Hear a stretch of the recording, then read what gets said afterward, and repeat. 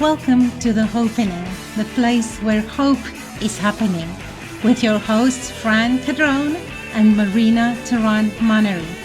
For more information about Fran and Marina, or to apply to be a guest on the show, please go to our website www.hopenning.com. The Hopenning is for informal purposes only and is based on the research of your hosts, Fran and Marina. They, as well as their guests, are not responsible for any losses, damages, or liabilities that may arise from this podcast, which is not intended to replace any professional medical advice or care by medical professionals you are currently utilizing.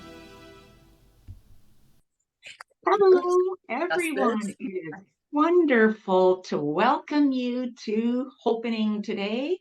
And this is podcast number 81, which is entirely relevant because our guest today's last name is Wan. And we welcome Liyan Wan here today. And she's actually been bouncing around a bit this last month because she comes to us in New York City as she goes home to Oahu, Hawaii. So welcome, Liyan. It is great to have you here. Liyan Wan is an entrepreneurial creative who has founded and operated 3 businesses with experience in leading, developing, and managing people and projects. Liyan was trained as an architect on the mainland in America, and she just branched out. So not only is she an architect, she's a planner. She's worked on my car, an Acura MDX, with her job as an engineer. And so she's developed a bunch of different stuff, Snickers and Mars bar tasting, which is amazing, as she was in quality control. And now she's doing what my heart loves. She's in academics and she's a tutor. And what is most relevant to the Hopenning is how she does her tutoring. And so we welcome Liyan here today. And with your variety of skills, I know this is going to be an amazing podcast with a variety of people who will be interested in what you have to share and how you use your spiritual background to help with the academics that you do when you coach and work with not only children, but adults in whatever field that they're studying in. So welcome, Liyan, and thanks for coming and being with us today. Thank you so much for that long introduction, Fran. I know it sounds like I've been all over the map and done all kinds of things and kind of like, what is the theme here and how did I end up in education, right? So I'll try to address that and kind of share a little bit of what I do and how I came to be doing this as we go through the interview.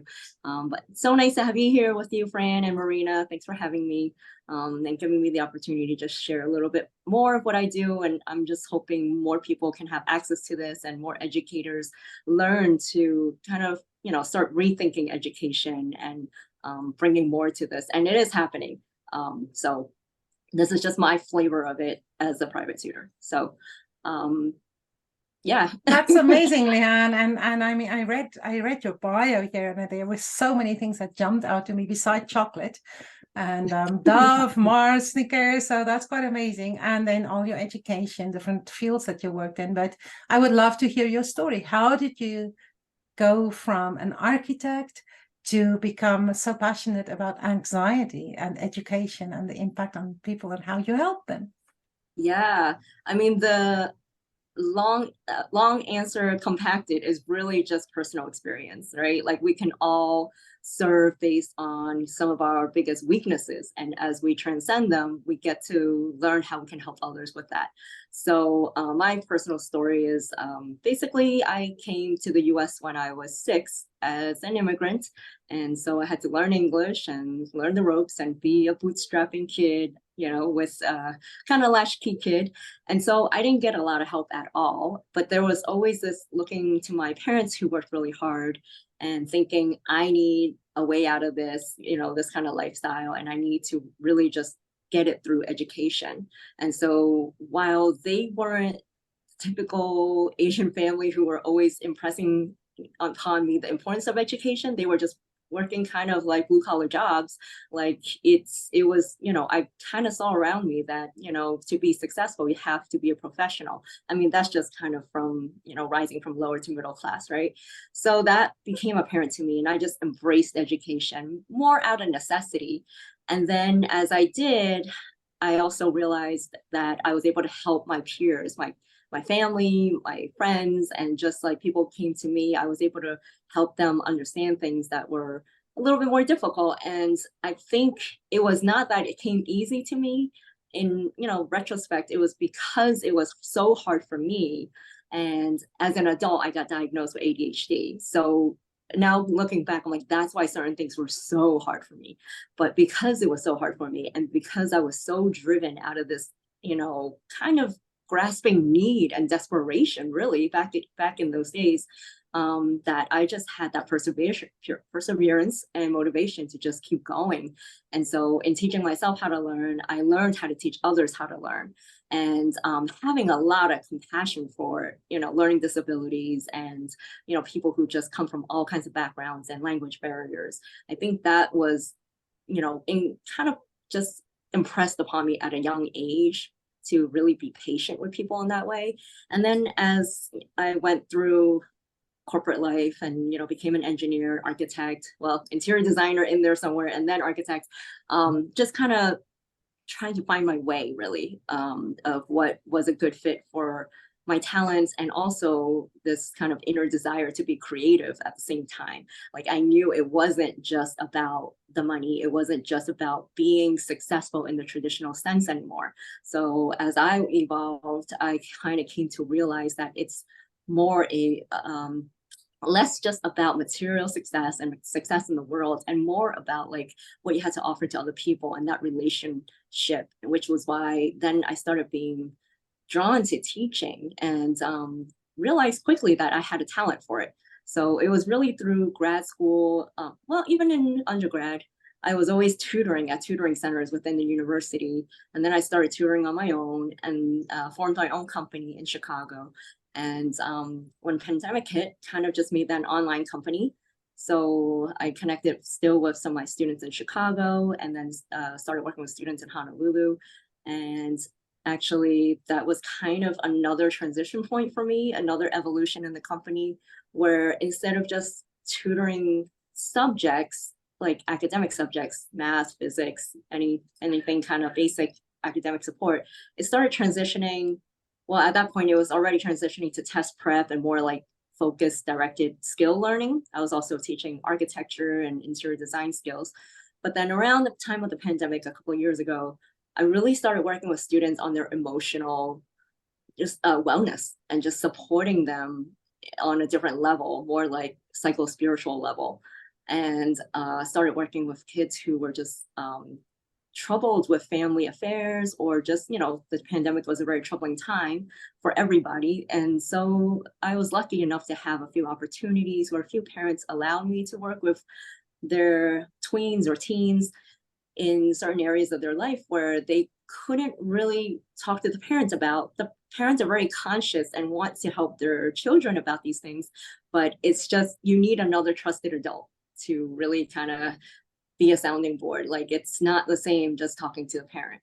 So I'm not a trained therapist, but I know enough about working with students and people in general. And I'm also a trained minister who counsel people. So I'm kind of like putting all of these skills together to really help people further their education and reach their goals. And it's especially important for students who really don't fit into the traditional school model, but who are curious and are brilliant. You just have to find different ways to work with them. So I spend a lot of time just getting to know who they are, what their personality types are, like what their kind of idiosyncrasies are, and kind of just like really developing a trusted relationship with them before we actually work on, or well, sometimes in parallel, but work on the subjects themselves. So it's not just hard skills, it's a lot of soft skills as well. So if I, as a parent, And I had a high school age child who's really not doing well in school. And I reached out to you. You are a Meerkat Academics, which we can talk about later why you chose that name. Um, how would you move my child to being a better academic using what you know about emotional and spiritual wellness in the holistic way? Because traditionally, I'm a public school educator, so traditionally we just didn't do that. We didn't go there. We didn't, you know, traditionally we didn't. We taught the academics, subject areas, right? Especially as you get higher in school. So when you are working one-on-one with a high school age student, how do you go about helping them get their emotions ready so that they can learn? Yeah, that's a great question. So I have a few things in my toolbox, but one of the things I think of a few students as I talk about this, but really teaching them how to identify their feelings. And sometimes a lot of times actually students underperform, quote unquote underperform, because they're not quite invested in the whole process. And they're not interested in the way things are being taught, and they question, why do I have to learn this at all, which is completely true. And I think just by acknowledging, yeah, you know what, you're right, if you want to be a writer, you will never need to know calculus. And but we have to get through this to get you to school where you can learn how to be a good writer, or however that can be explained, so that they understand that you're on their team, and we still have to do this, but let's make it as less, not in the least painful way. Yeah. So just kind of having someone to work with them, when they get frustrated, it's like, okay, I understand you're frustrated. Let's talk about this. Or, if I'm met with resistance, at times it's not even about school itself. It could be they're having personal issues with a boyfriend or girlfriend, or, just friends in general, peer pressure, or they're being bullied. So it's a little bit of an art. There's not a real systematic formula as to how I go about it. A lot of it is me having the empathy to kind of read where they're coming from, and just like a lot of asking questions. And this is after we have a little bit of time together, so that there's that level of trust where they will openly share. And there are some students who may be completely closed off, and I would just say, well, we're not a good match. Like, we can't go anywhere further if they don't want to open up at all. But a lot of times I also do an interview with them, a discovery session, before we actually start working together, to see if we might be a good match, because it's not one size fits all. And there are students that need some more professional help. So for certain things, if they're experiencing some severe trauma. So there are things where, it might not be suitable for me to address. But overall, I do work with them on understanding their emotions quite a bit with nonviolent communications skills, which is there's a whole list of feelings and needs, and being able to identify what your feelings are. So instead of placing blame outside of yourself, you take full responsibility for what you're feeling. So you can say, instead of I'm abandoned, which is blaming someone for leaving you, you can say, I feel disappointed when you left. So, using very specific words will actually help one own their feelings, understand that they're feeling that way, and then be able to process and move through it to identify what their needs are. So that's one big tool I help, especially younger students with, because it's really good as a basis for anybody to learn how to address and identify their feelings. So, and then to have the proper requests for people, like, okay, where do we go from here? Okay, what do I need? I need you to do this when I ask, kind of to respect my wishes, things like that, drawing boundaries. So these are all kind of life skills that are not, well, they're starting to teach at schools, actually, so social emotional learning, but it's not across the board. And it's that combined with also meditation, mindfulness techniques. At times, I have some students who can really benefit from meditation, and I do a guided meditation with them just to kind of settle them into their body so that they're grounded and they're able to kind of open to learning and receiving information. So, you know, they're being run around all day long from, you know, extracurriculars to, you know, just sports and more homework things. And they're just kind of running around all day long. And it's like, okay, let's just settle into your body and be present before we even do any work. So that's a huge tool to help settle students and their minds. And for adults, really, for anybody. Yeah. So it kind of just, I have to read the energy and see which tool I need in the moment. It's absolutely amazing. And you touched on so many things that just made my ears go, okay, pay attention to that. The first one was, so Fran and I work in this industry where it's mostly adults who come to us, and they had never had this platform that you are providing where they don't learn how to freely express themselves. And they don't learn, like, for example, if they were ADHD, it was, if they're my age, I can promise you it was mismanaged. And I talk from experience because I definitely had ADHD, but I raised two children who are ADHD, and they are both highly successful adults today.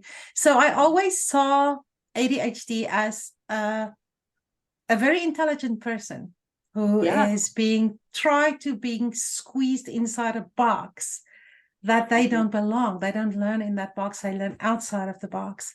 And so I find it quite captivating what you are doing in reaching those children through meditation, mindfulness, which I think just settles them down, because in my own body, if I'm not settled down, I'm quite all over the place. So I really commend you for that. I think it's absolutely brilliant what you do. So, and down the line, it's people like you that will make our job easier or not even relevant anymore. Because if our children can grow up with what you are presenting today and have that freedom of expression and have that groundedness and that being present, and that would be just absolutely amazing. So very, very good job in that. Yeah, thank you. And you actually touched on something that's so dear to my heart. I mean, this is something that I have a huge wish for, like, just if we can really just teach our children well and teach them to the point where they can really regulate their emotions, know what they're feeling, when they're feeling it, how not to just react, but to take proper action and create boundaries. Like, if they have all these healthy habits around their emotions, like, we don't have to have a bunch of wounded adults walking around hurting each other. And that is really the goal. And, you know, sometimes I forget that even. It's just, I'm so glad you brought that back, because that's really the whole essence of why I'm doing this and working with, you know, teenagers and younger children. Although I have to say, sometimes the very young, I may be able to kind of help them in the moment. And it saddens me, though, because there are families that may not support this kind of thinking and learning. And so we can only go so far, but at least we're planting the seed. Yeah. So your business now is called Meerkat Academics. So, you know, Meerkat, I know what it is, but, you know, why did you choose that name? Well, it's kind of fun. I mean, they're super cute for one, but I was actually inspired by them because they collectively work together. All the adult meerkats work together to train the pups, to train the young meerkats. So they work together to be on the lookout for, you know, danger, for predators, and then they collectively teach them how to eat more and more dangerous foods. So it's a group effort, and it really is. It just takes a village. So while I may not have young children anymore, every young child is still my responsibility. So it's just that, yeah, we can't just turn the other way because it's not our child. It's, you know, we're a collective here. And I think that is just my biggest wish, is that we all see that and we all take responsibility for each other. Yeah, I agree. meerkats are quite close to my heart because I grew up in South Africa and they are indigenous Oh. of South Africa. And Oh, they it's are very interesting. curious, yes. They're Yeah. very curious. So you would drive in the field and the next moment you would just see this little head pop up. And That's then right. once one head pop up, all the other heads pops up. So it's always very good. Yeah. So, and I love that you actually spell it in the right way. So that's awesome. Yeah, the curiosity helps too for Right, education. right. Oh, for sure, for sure. Yeah, Yeah, and there's never just one. It's always in the family. They're always in the family. It's important. yeah. Yeah. And I think like most people are curious too. It's just Mhm. that for whatever reason, learning has become so bogged down with administration and just tedious work that, you know, it kind of shuts down the creative curiosity parts of us. So, you know, when I work with students, I really try to reignite that. Just like, Mhm. what are you curious about? Okay, well, then I'm going to curate this complete lesson plan around that subject. Or, you know, we can start looking at videos about this and then write about it if we're working on an assignment or writing. And just, you know, things that spark interest. There's no need to be rote about learning at all. So, which is another reason why I really believe in one-on-one tutoring and or really small group tutoring. Although I have tried small group tutoring and find that as long as there's a group, one student is going to be left behind. Right. It's always being led by the more advanced students. So then there's going to be a little bit of shame and guilt of not knowing, you know, the ones who are less advanced. So it's really just preferred to be one-on-one so that I can really personalize it. Or the more vocal student Right. will lead, Yeah. even if Yeah. they're not the most competent, the most vocal, or Indeed. the most Right. Right. extroverted, and then the ones that might be very creative, but an introvert will hold back, Yeah. which we see a lot in the classroom, and that Exactly. always has to be managed correctly. Otherwise, you're shut. You know, you don't want to be shutting every. You know, you have to, like you said, you read the energy. You really read the energy in a class. But when you made the shift from that environment of architecture, masters in architecture, engineering, quality control, and all of that, to being to being a psycho-spiritual educator, what did your world think? Like your people, your family, Yeah. your parents, your community, your all of the people that wanted Liyan to be successful and rich and build your way up in the world. What kind of feedback did you get? I mean, that's a personal That question. that is such a great question, Fran. And you have such good insight into kind of the level of difficulty this path took. It was not an easy path, and it wasn't just like, oh, I can do this and now I'm going to transition to this. And it wasn't like I had, you know, I wasn't free of student loans and debts and things, you know, like I had life things to consider. But I would just say there's this inner curiosity to do more, to help. I think that overrode all of the ego pressures of like who I needed to be for the world. It was really difficult, I'm not gonna lie. And there were a lot of moments where I waffled back and forth, like, oh, I could still be making an engineer salary. I could still be doing this, you know, and having kind of this respect or whatever in the world, in people's eyes. But at the end of the day, I had to live with myself, which was, you know, what can I do to contribute to the betterment of this world? And luckily, I had that inner knowing to keep pushing me to say, okay, you know, designing casinos is not really perpetuating a lot of good. I mean, it's fun, it's unlimited budget, but and I had to shift gears and design other things and then leave architecture altogether because it was just too hard on my body, to be honest. It's a very tough job, many long hours.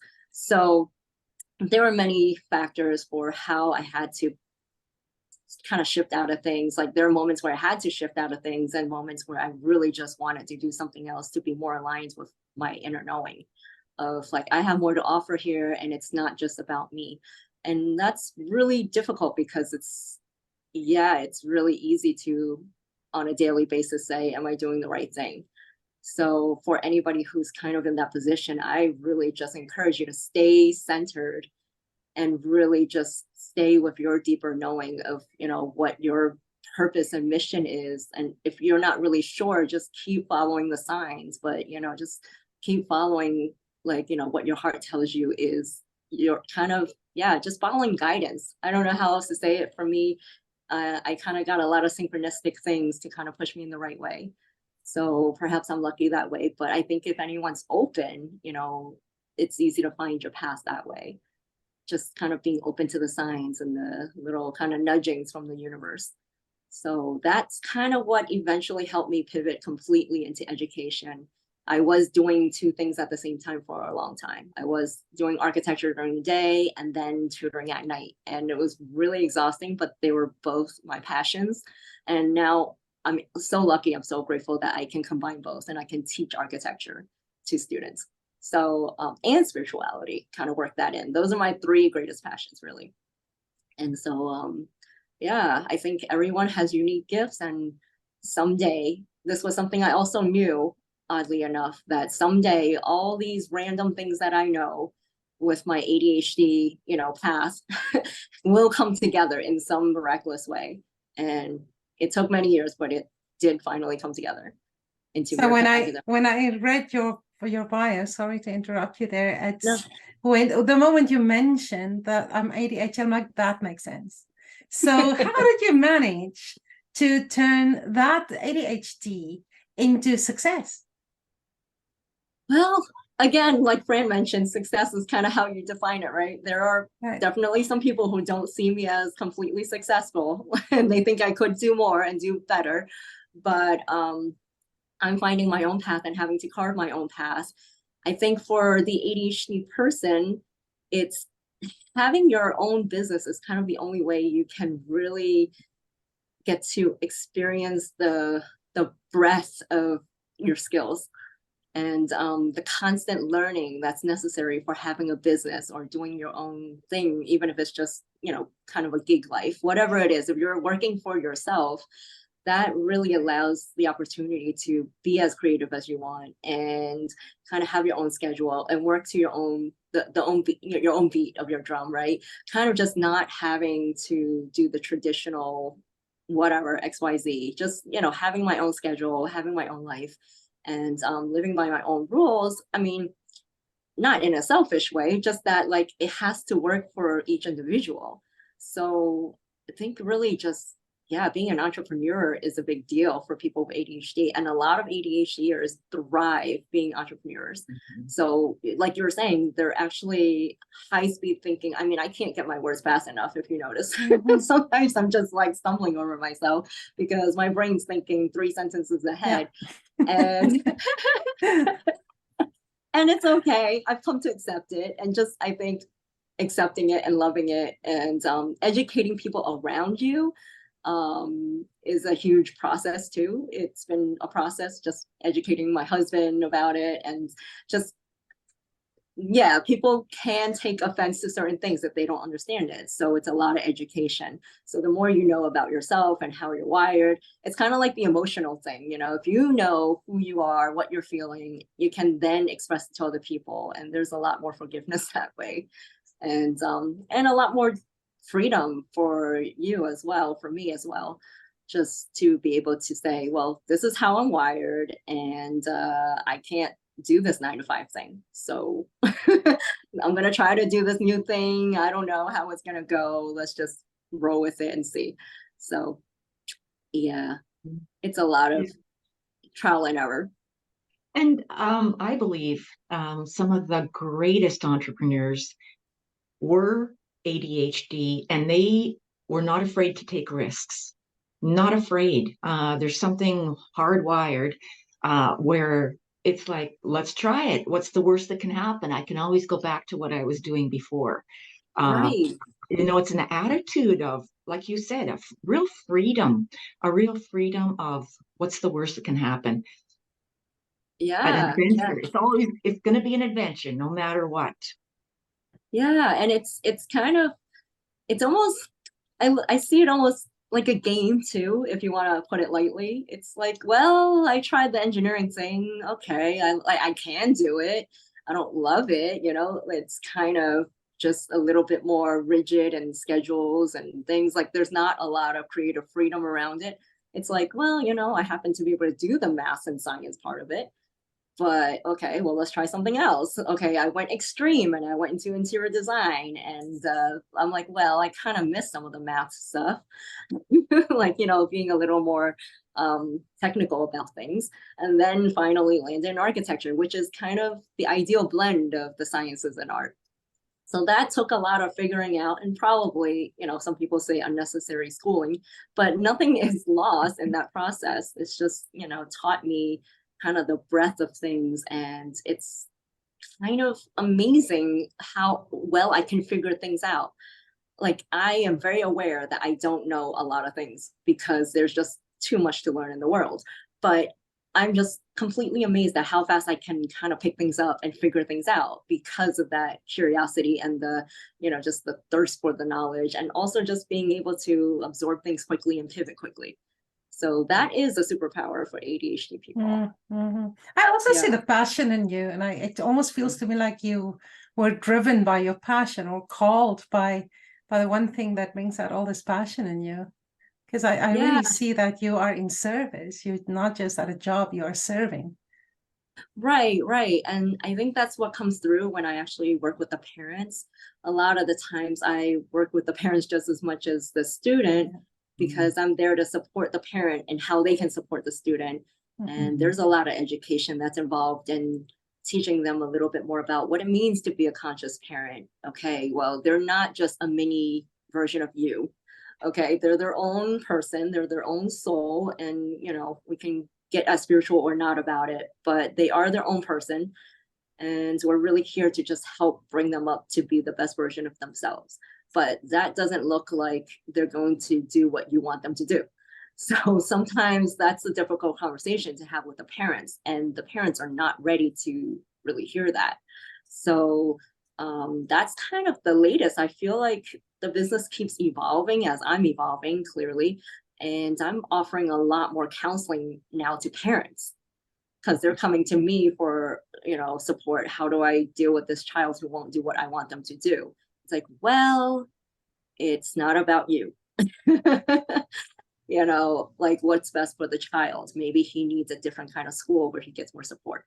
Right. So yeah, that's been fascinating for me to see just how it's been evolving. And I think there is a trend for parents to start looking at themselves, which is great for you guys. I can totally just direct them to you.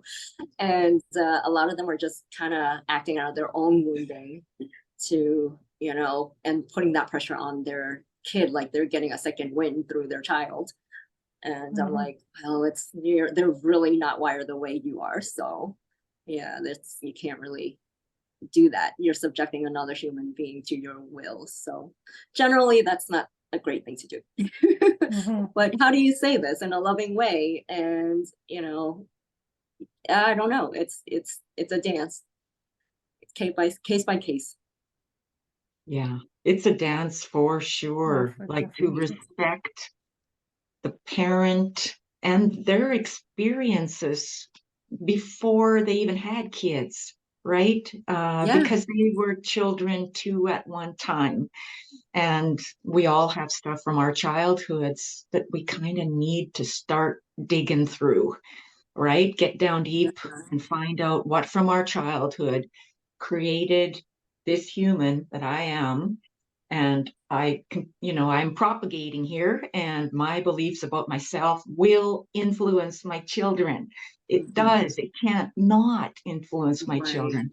So it's beautiful when we get adults with young children, right? And then we can talk, and we can help them to see who they always were meant to be and still are. You're still this person. You are beautiful. You're loved. You belong. You always were. And something happened to make you change that thinking.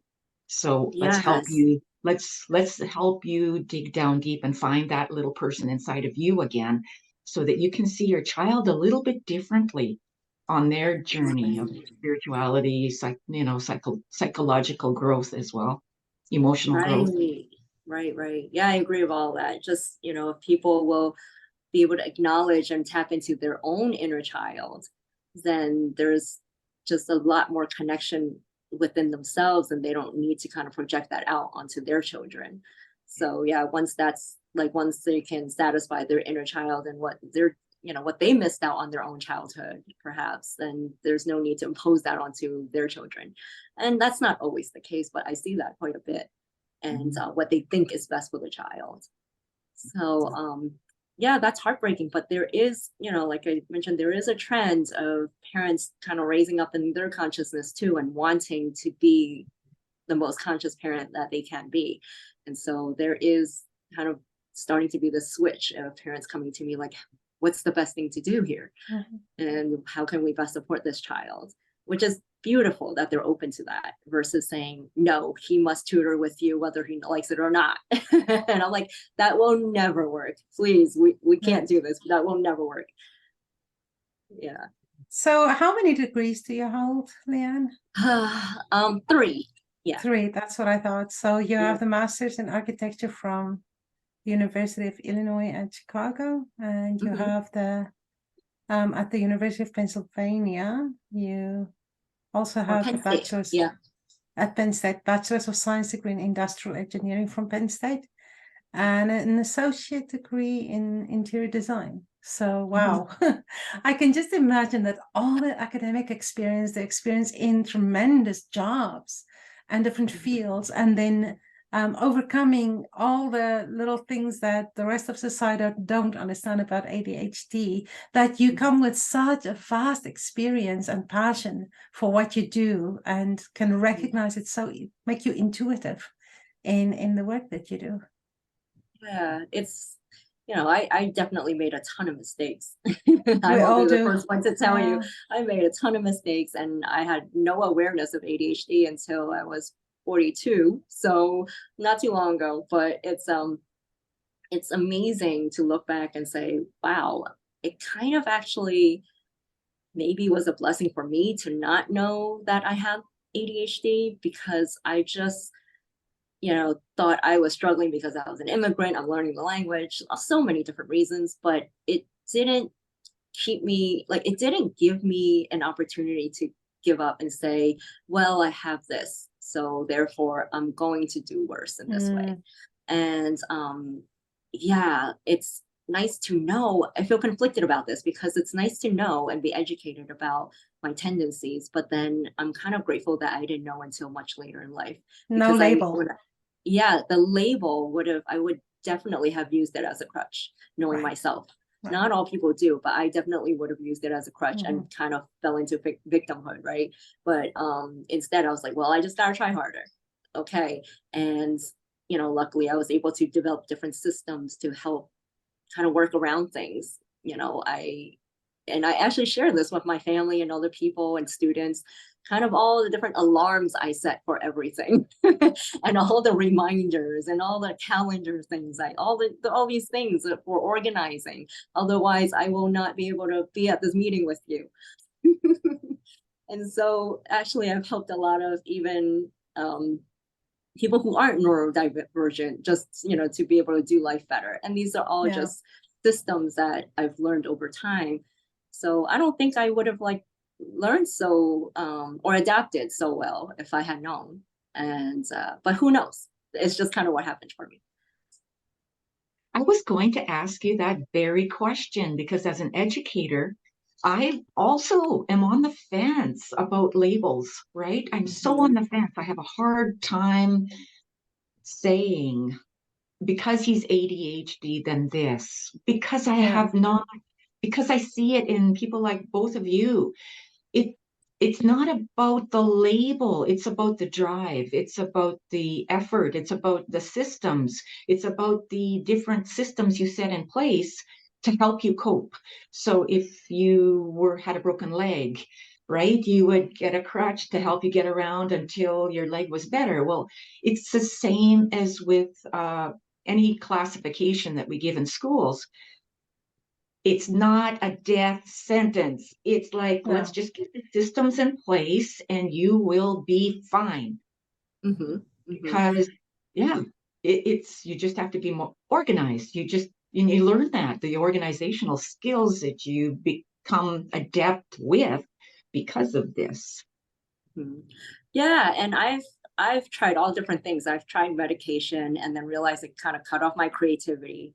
And so then I'm like, well, I'm just going to be however I am and stay with the creative, kind of intuitive. That's where I prefer to be. And I'm like, well, I'm wired this way naturally, so I'm going to keep with that. This is my strength now. And I've learned to kind of address it in a way that it's not what I am. It's more like this brain has these tendencies, or yeah, this body wants to do this right now. And so it's kind of just letting people know, yeah, this brain has the tendency to start thinking about other things. So can you just repeat that in a more interesting way? Like, I think that was a meme. It's like, it was like, I totally want to help you, but can you just repeat all that in a more interesting way? So, you know, my brain has the tendency to wander off, is what I will say, versus my ADHD. And I did have that identification for the first couple of years after finding out. And I'm like, oh, my ADHD again, doing this, doing that.